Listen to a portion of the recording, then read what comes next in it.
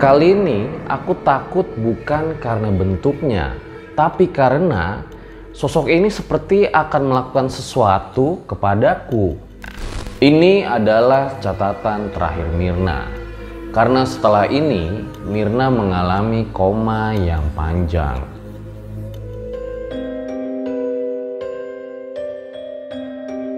Mirna,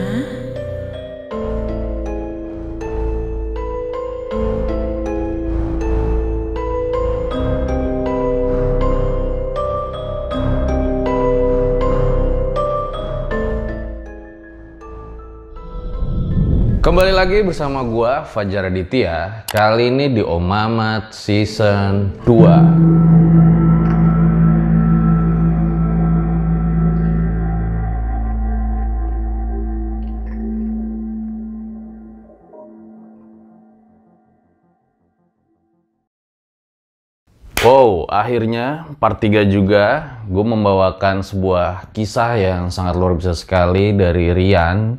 Dimana jujur gue pun juga terharu ketika membaca cerita ini. Dan tentunya banyak sekali pesan-pesan yang bisa kita ambil dari kisah ini.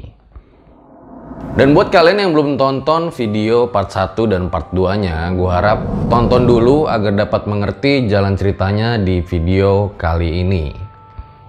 Gue juga mengucapkan terima kasih kepada Rian yang telah mengizinkan RJ5 membacakan ceritanya. Kemudian sebelum gue mulai ceritanya, jangan lupa juga follow Instagram RJ5 karena di situ nanti ada jadwal-jadwal kapan RJ upload di YouTube dan juga ada konten dari RJ horor kayak misteri, horor, konspirasi, sejarah dan masih banyak lagi deh.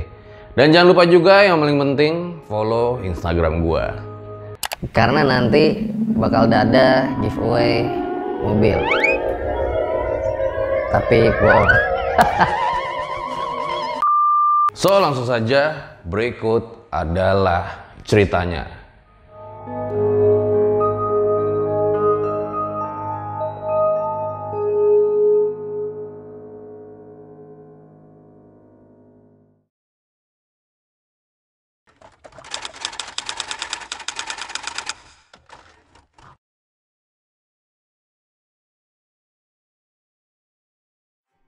Ismi datang ke rumahku siang ini. Senang sekali perasaanku melihatnya. Halo cantik, udah sehatan belum? Ismi menyapaku sambil ia mengajak aku untuk ngobrol di ruang TV dengan pacarnya. Mir, Mau ngobrolin apa sih kalian? Ismi dan pacarnya terlihat saling sikut. Seakan-akan mereka tidak ingin membuka topik pembicaraan. gini Mir, lu inget kan yang kejadian gua lagi nonton terus si Mbak bolak-balik itu? Gua ngerasa aneh sama gelagatnya. Jadi gua iseng nanya ke temen gua yang memang paham sama hal-hal kayak gitu. Iya, terus? Jadi dia sempat pantau keadaan rumah ini, Mir. Kesal aku dibuatnya karena mendengar penjelasan pacarnya Ismi ini seperti setengah-setengah terus. Iya, terus kenapa? Duh, gimana ya bilangnya? Gini Mir, ada sesuatu di rumah ini, tapi gak bisa gue sebutin. Sesuatu itu jahat, mau ngancurin keluarga ini. Intinya, ada keterlibatan orang yang deket juga sama lu Mir. Ya, gue nggak bisa sebutin karena sesuatu itu bisa nyerang gue juga seandainya gue kasih tahu ke lu Mir. Gue cuma bisa kasih tahu lu itu aja. Percaya atau enggak ya terserah lu ya. Aku pun terdiam, mencoba mencerna omongan dari pacarnya Ismi. Tapi pada saat itu kondisiku tidak memungkinkan untuk berpikir. Jadi aku hanya memendamnya saja tanpa mencari tahu lebih lanjut mengenai sesuatu tersebut. Aku pun langsung mengalihkan pembicaraan kepada mereka bertanya-tanya tentang hubungan Ismi dan pacarnya, hingga akhirnya Ismi dan pacarnya ingin pulang berbarengan dengan datangnya ayah dan ibu. Bu, Pak, pamit ya. Ketika Ismi dan pacarnya berpamitan, kalian tahu, ayah dan ibu tidak menjawab. Sebelum melanjutkan, mungkin gua dan elu di sini penasaran sebenarnya apa yang terjadi dengan keluarga Mirna. Sampai akhirnya Ismilah yang berani mengungkap kebenaran itu. Ini adalah catatan terakhir Mirna. Karena setelah ini, Mirna mengalami koma yang panjang.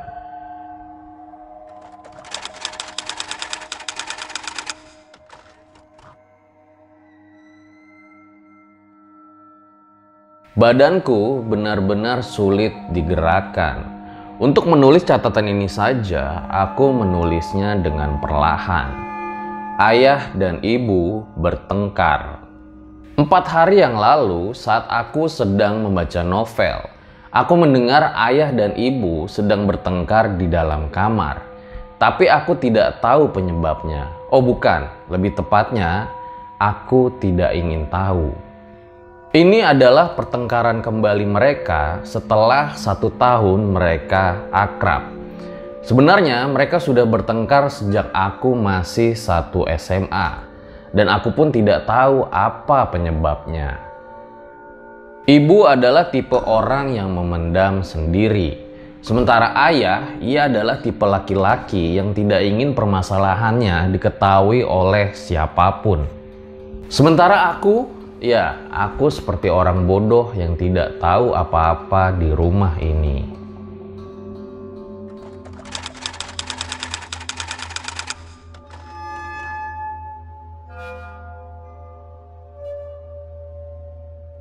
Kondisiku makin memburuk, benar-benar buruk sekali.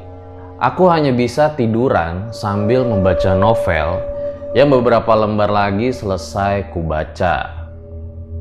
Malam hari menjadi hal yang paling aku benci. Malam itu sebetulnya aku sudah mencoba untuk tidur, tetapi sepertinya ada yang janggal di kamarku. Suara nafas, lebih tepatnya suara geraman.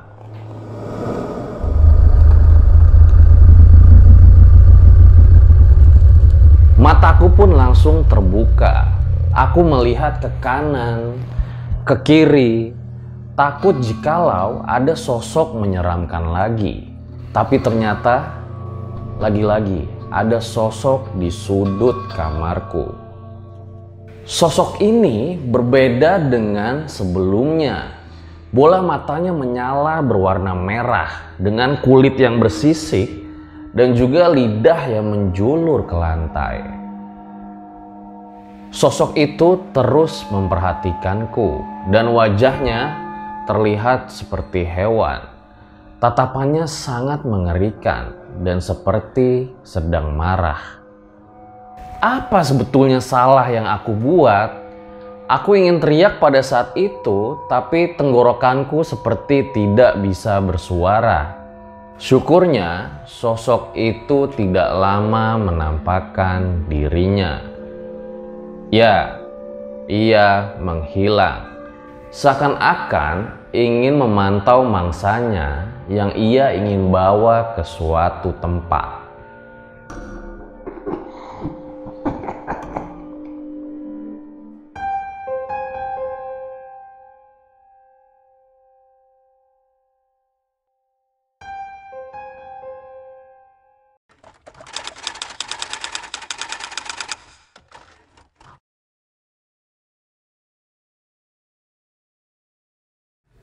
Tidak banyak yang bisa aku ceritakan. Hanya saja, lagi-lagi sosok itu menampakkan dirinya.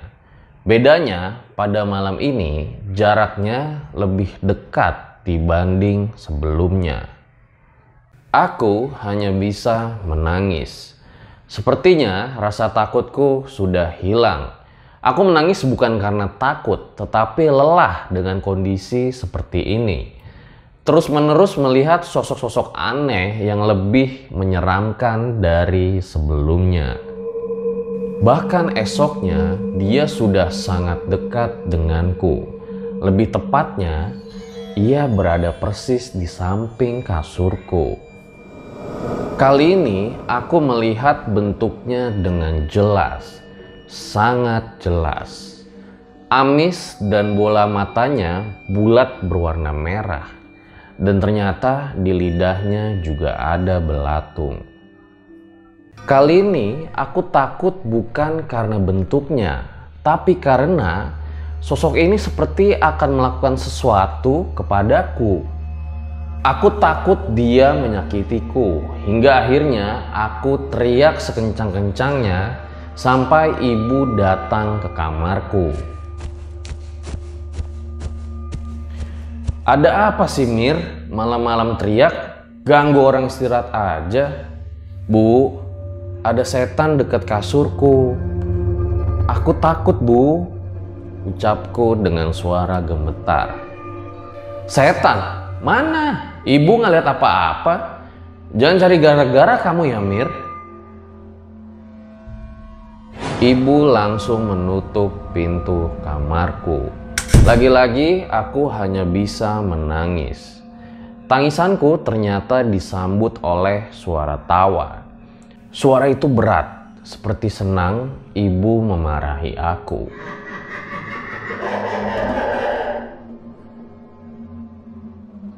Entah kenapa, semenjak sosok tersebut hadir, badanku terasa semakin tidak berdaya. Aku yang biasanya dapat memegang novel cukup lama, sekarang menjadi tidak bisa memegang novel dalam waktu yang lama. Aku tidak terlalu tahu dengan dunia gaib, tapi aku hanya bisa berdoa kepada Tuhan agar semua cobaan ini dapat berlalu. Tolong aku, Tuhan.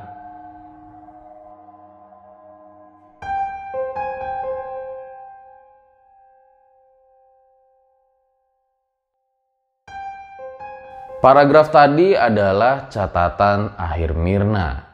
Dan dari sini kita dapat mengetahui kalau kisah yang dituangkan Mirna dalam catatannya sudah sangat jelas kalau dia sangat menderita.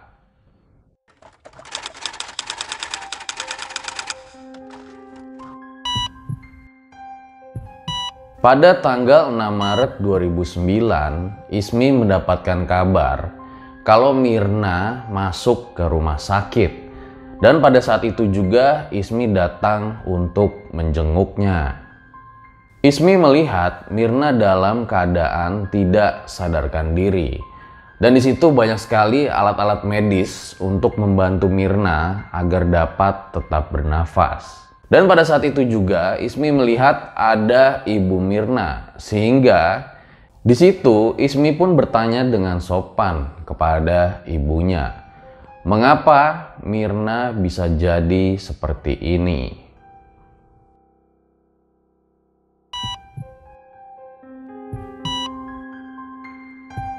Tapi jawaban dari ibu Mirna pada saat itu tidak jelas dan juga tidak dikasih tahu penyebabnya apa.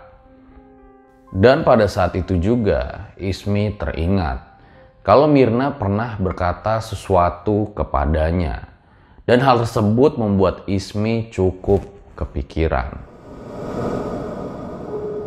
Mi, aku cuma percaya sama kamu. Ini seandainya ya, kalau terjadi apa-apa sama aku ke depannya, aku mau kamu pegang catatanku ini. Aku nggak mau ibu atau ayah sampai membaca catatanku. Aku nggak mau mereka sedih. Iya, itu adalah kata-kata Mirna yang Ismi ingat. Dan pada saat itu juga Ismi langsung meminta izin kepada ibu Mirna untuk mengambil catatan tersebut di rumahnya. Tentu dengan alasan mengambil barang yang tertinggal.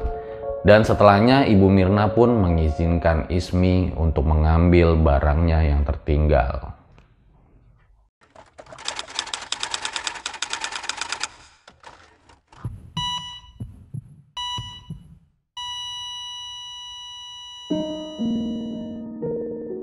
Tuhan memanggil si cantik Mirna. Tuhan lebih sayang kepadanya.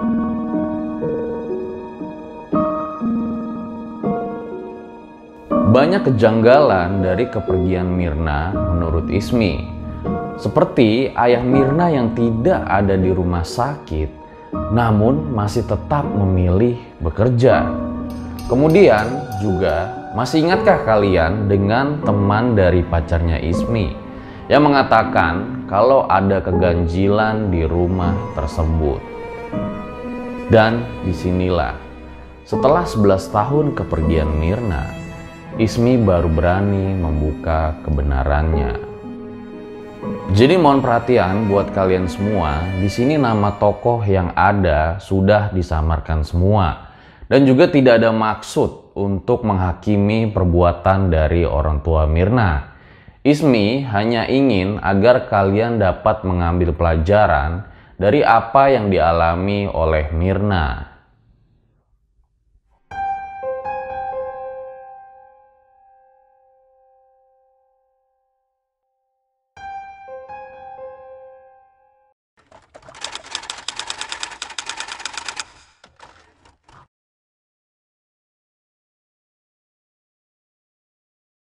Kepergian Mirna membuat Ismi seperti dihantam benda keras. Dan ada satu hal yang membuat Ismi menyesal sampai dengan sekarang, yaitu setelah membaca semua catatan Mirna. Ismi merasa bodoh karena tidak sadar dengan semuanya. Dan ini adalah penjelasan dari teman pacarnya Ismi. Jadi, ayah Mirna selama itu menggunakan seorang dukun yang dikirim langsung ke rumahnya, bahkan ke keluarganya sendiri. Kiriman itu bertujuan membuat rumah tidak aman dari gangguan. Targetnya tentu saja istrinya sendiri. Apa motifnya? Harta dan wanita lain di belakang semua penderitaan Mirna selama ini. Ya, ayah Mirna ingin cerai dengan ibu Mirna, namun sang ibu menolak, entah apa alasannya. Ibu Mirna punya tanah ratusan hektar yang ingin dikuasai oleh ayahnya setelah cerai. Selingkuhannya terus memaksa ayah Mirna untuk menceraikan istrinya. Apa hubungannya dengan Mirna? Ya, ada jin yang dipakai oleh sang dukun meminta sebuah tumbal, sebuah nyawa dari kerabat terdekat. Mirna lah yang disodorkan oleh ayahnya ini. Dan gue gak tahu kenapa bisa setega itu seorang ayah kepada anaknya sendiri. Kalau kalian bisa bilang gak mungkin lah ada seorang ayah yang melakukan hal seperti ini ke anaknya. Kalian bisa cari di berita-berita bahwa cukup banyak kejadian ayah yang membunuh seorang anaknya. Ismi juga nggak tahu apa hubungannya umur Mirna yang ke-20 dengan kejadian ini. Entahlah apakah itu syarat dari jin tersebut, Ismi pun tidak tahu. Dan ternyata ayah Mirna juga meminta kepada sang dukun untuk membuat istrinya menjadi tidak peduli dengan Mirna. Well, kabar terakhir yang Ismi dapat 2 bulan setelah kepergian Mirna, ayah dan istrinya bercerai. Masalah harta, entahlah. Tapi nasi sudah menjadi bubur. Ismi pun tidak bisa kita salahkan karena memang ia awam dengan hal-hal gaib seperti ini. Dan itulah kisah kelam yang dialami oleh Mirna, dan cerita ini sendiri jadi dibagikan oleh Ismi kepada Rian yang menulis di Twitter. Dan ternyata si Rian ini udah melihat foto asli dari Mirna. Dan ia menyebutkan kalau Mirna ternyata gadis yang cantik. Sangat cantik. Silahkan ambil pelajaran dari kisah ini. Mirna sudah tenang di sana. Jadi kita tidak perlu menghakimi kedua orang tuanya. Dan apa yang terkadang kita pikirkan tidak mungkin, ternyata itu bisa terjadi. Hanya saja terkadang kita agak sulit untuk menerima hal-hal yang di luar akal logika. Karena memang kita belum mengalaminya secara langsung. Terima kasih buat kalian yang sudah mendengarkan cerita ini. Dan gue nggak tahu apakah ini cerita horor atau cerita sedih. Tapi yang gue harap adalah kalian dapat mengambil pelajaran dari kisah ini.